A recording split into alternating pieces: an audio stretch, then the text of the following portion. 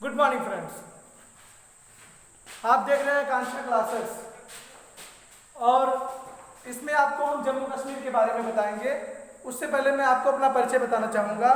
I myself Shivam Gupta, I am studying in Kendriya Vidyalaya. Today's topic Jammu and Kashmir. आज हम जम्मू और कश्मीर का पास्ट की और प्रेजेंट की जानकारी लेंगे। पास्ट में ये क्या था, किन राजाओं ने इस पर शासन किया और आज इसकी पूर्ण रूप से भौगोलिक स्थिति क्या है। तो सबसे पहले मैं बताऊंगा कि जिन राजाओं से शुरू और जिन राजाओं से खत्म करेंगे उनका हम बात बता दे रहे हैं।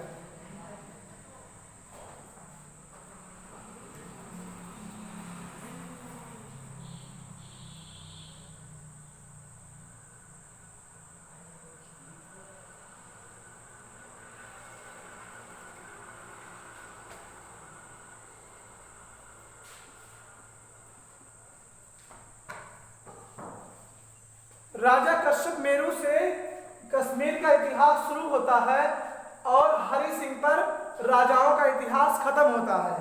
तो हम कश्यप मेरू से लेके हरि सिंह तक जानकारी लेंगे।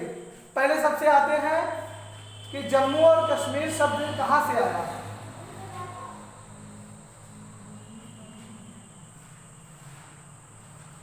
जम्मू और कश्मीर,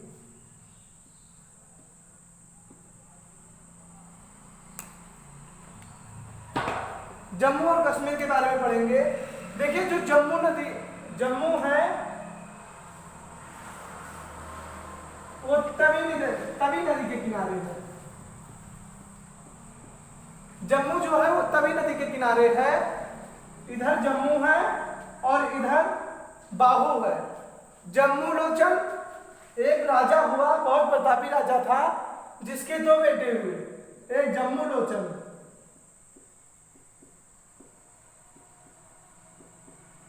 और एक बाहू लोचन।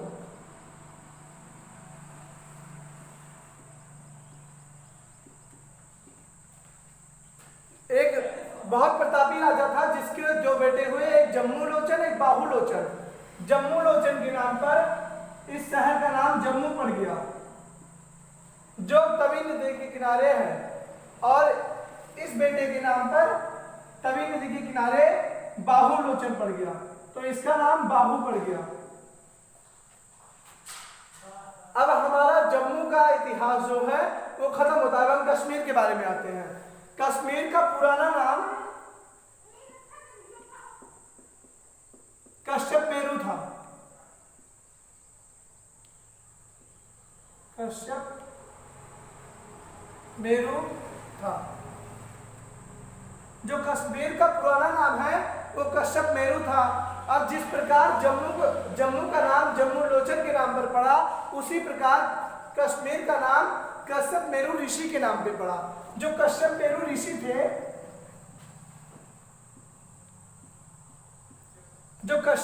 ऋषि थे, उनके नाम पर कश्मीर का नाम पड़ा। अब कश्यप मेरू कौन थे, देखिए एक एक पॉइंट लेके पढ़ना शुरू करेंगे। एक एक पॉइंट पर नजर देखिए जाएगा हम लोग का, एक एक पॉइंट पर हमारा नजर जाना चाहिए। अब कश्यप मेरू कौन थे, अब कश्यप मेरू देखिए कौन थे, मैं बता रहा हूं। ब्रह्मा के पुत्र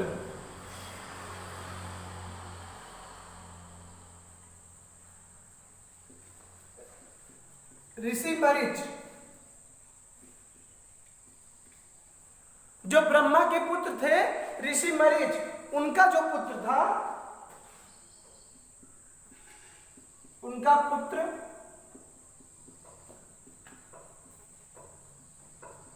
कश्यप मेरू था। ब्रह्मा के पुत्र ऋषि मरीच, उनका पुत्र कश्यप मेरू था, इसलिए कश्यप मेरू के नाम पर इसका नाम पहले कश्यप मेरू था। बाद में कुछ शासकों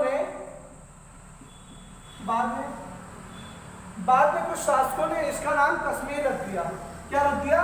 कश्मीर रख दिया। अब देखिए, अब हम आते हैं कि राजा की बात हो रही थी, तो मैं आपको सबसे पहले ये बताना चाहूंगा कि जो इसको मिटा देते हैं,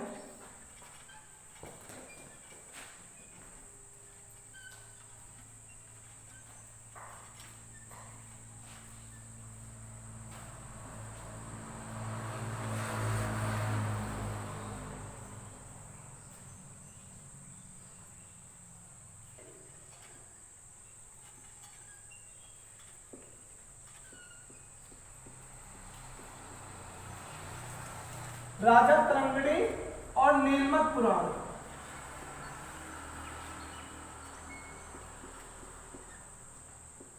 जैसा कि आप जानते हैं राजा तरंगिणी एक किताब है और पुराण कितने हुए? पुराण की संख्या 18 है। 18 पुराण है, जिसमें से एक नीलमत पुराण है। अब इन दोनों किताब में जम्मू कश्मीर की कथा अवलोकित है। देखिए, जम्मू कश्मीर को जेके भी लिखते हैं, इस तरह मैं लिखकर बता रहा हूं, वर्णित है। इन दोनों किताब में जम्मू कश्मीर की कथा वर्णित है। अब राजा तरंगिणी और नीलमत पुराण की बारे में हम जानकारी लेंगे। देखिए, राजा तरंगिणी जो है,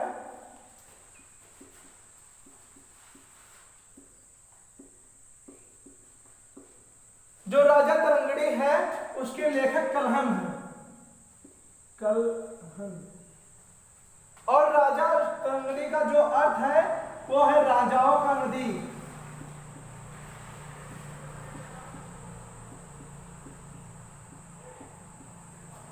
जो राजा तरंगिणी का अर्थ है वो है राजाओं का नदी।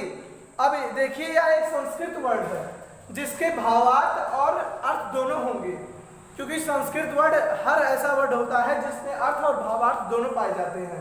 तो इसका अर्थ तो राजाओं का नदी है, लेकिन भावार्थ क्या है ये देखिए।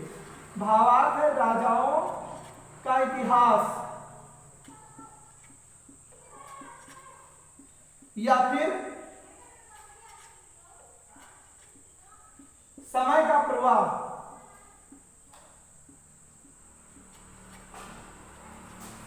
राजाओं का नदी और राजा का इतिहास और समय का प्रवाह। अब देखिए, अब आते हैं हम नीलमत पुराण। तो नीलमत पुराण जो है वो पांच यहां पर हम लिख दे रहे हैं, 5वीं से 6वीं शताब्दी के बीच में यह कथा लिखी गई। 5वीं से 6वीं शताब्दी में नीलमत पुराण लिखा गया। और जो राजा तरंगिणी का किताब था वो 1148 से 1150 के बीच में लिखा गया। इसको कलहन ने लिखा था। कौन लिखा था? कलहन ने। देखिए, यहाँ पर लिखा है कलहन ने लिखा था इसको। अब हम आते हैं राजाओं की बात पर। अब जो कश्यपेरों के बाद हुए, अब जम्मू कश्मीर की जो राजधानी है वो आप जानते हैं कि श्रीनगर है।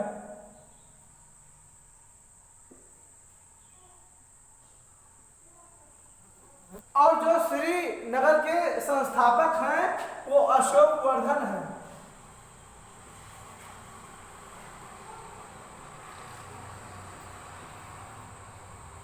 जो श्रीनगर के संस्थापक हैं वो अशोक वर्धन हैं। अब आता है, जब इनका काल समाप्त हुआ तब एक महाप्रतापी राजा आया जिसका नाम था चक्रवर्ती सम्राट अशोक मौर्य। जो चक्रवर्ती सम्राट अशोक मौर्य थे उनके बारे में पढ़ते हैं। वो 273 BC में यहाँ पे बुद्धिज्म का प्रचार,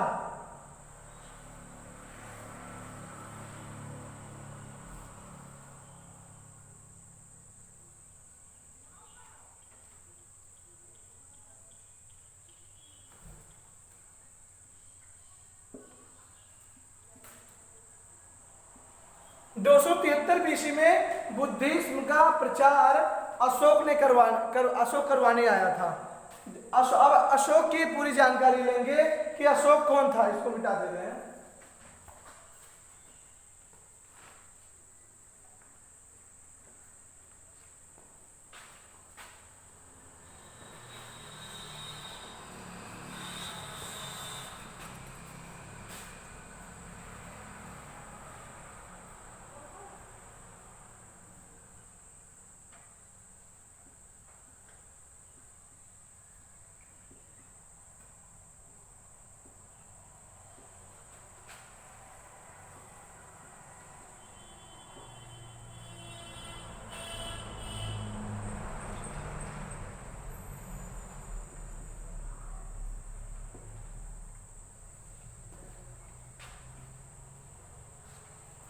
चक्रवर्ती सम्राट अशोक मौर्य।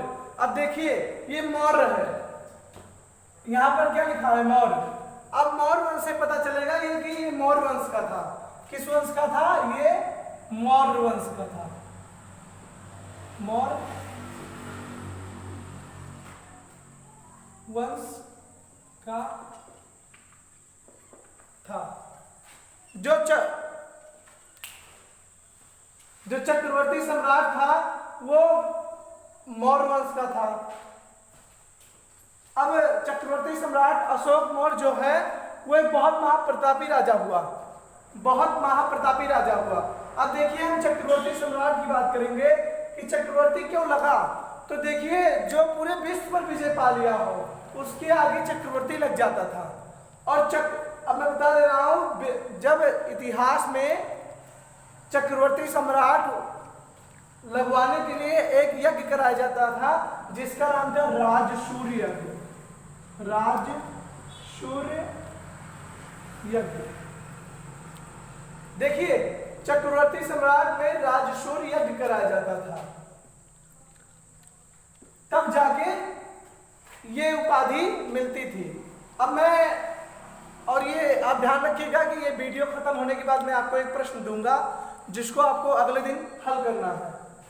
तो अशोक मौर्य, इसके जो पिता थे, अशोक मौर्य के पिता थे बिंदुसार थे,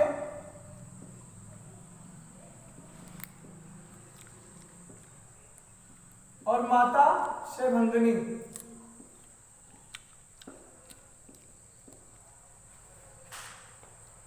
पिता बिंदुसार थे और माता शैभंगिनी, और जो इसका उत्तराधिकारी था वो दशरथ मौर्य था।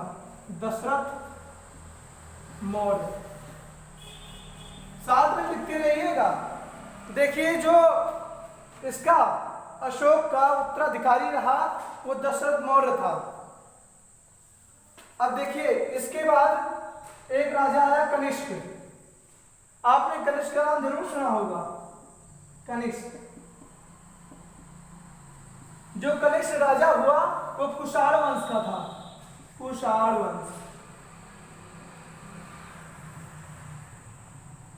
कनिष्क राजा कुषाण वंश का हुआ और यह एक बहुत महाप्रतापी राजा था। इसने जम्मू कश्मीर पर कुछ दिन तक अधिकार जमाए रखा। उसके बाद हम चलते हैं 6वीं शताब्दी ईसा पूर्व। इसको बता दे रहे हैं।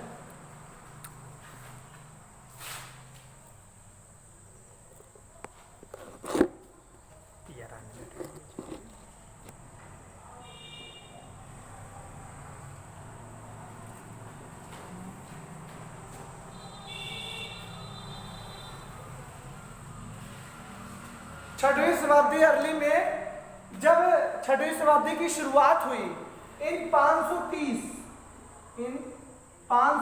बीसी में, 530 बीसी में जम्मू कश्मीर पूर्णतया आजाद हो गया, पूर्णतया इंडिपेंडेंट हो गया। ना इस पे किसी राजा का शासक हुआ और ना ही इस पे कोई शासन करने आया। यहाँ पर यह पूर्ण रूप से स्वतंत्र हो गया। जम्मू कश्मीर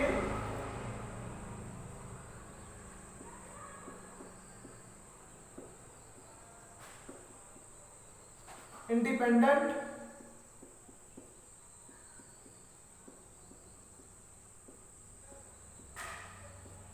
हो गया। 530 बीसी में जम्मू कश्मीर पूर्णतया इंडिपेंडेंट हो गया। अब देखिए यहां पर कुछ समय तक ये इंडिपेंडेंट तो रहा, लेकिन उसके बाद कुछ उज्जैन अंपायर, उज्जैन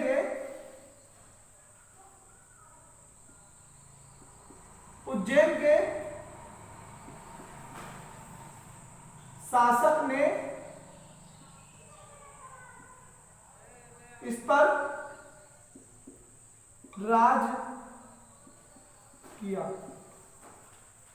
कुछ समय उज्जैन के शासक ने इस पे राज किया। उसके बाद मैं आपको बताना चाहूंगा, जिस समय उस उज्जैन के शासक ने इस पे राज किया उस समय इंडिया की जो राजधानी थी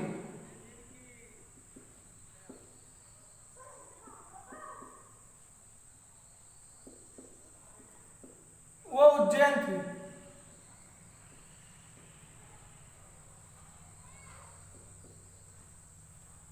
जिस समय उज्जैन के शासक ने इस पर राज किया उस समय भारत की राजधानी क्या थी? उज्जैन थी। अब मैं आपको बताना चाहूंगा कि उज्जैन का प्राचीन नाम जो है वो अवंतिका है, ध्यान रखिएगा, अवंतिका।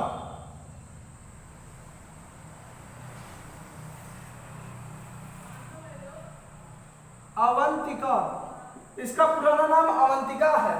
उज्जैन का प्राचीन नाम अवंतिका है। आप हमारे चैनल को आगे देखने के लिए आकांक्षा क्लासेस पे जा सकते हैं। यही के साथ हम विराम लेते हैं।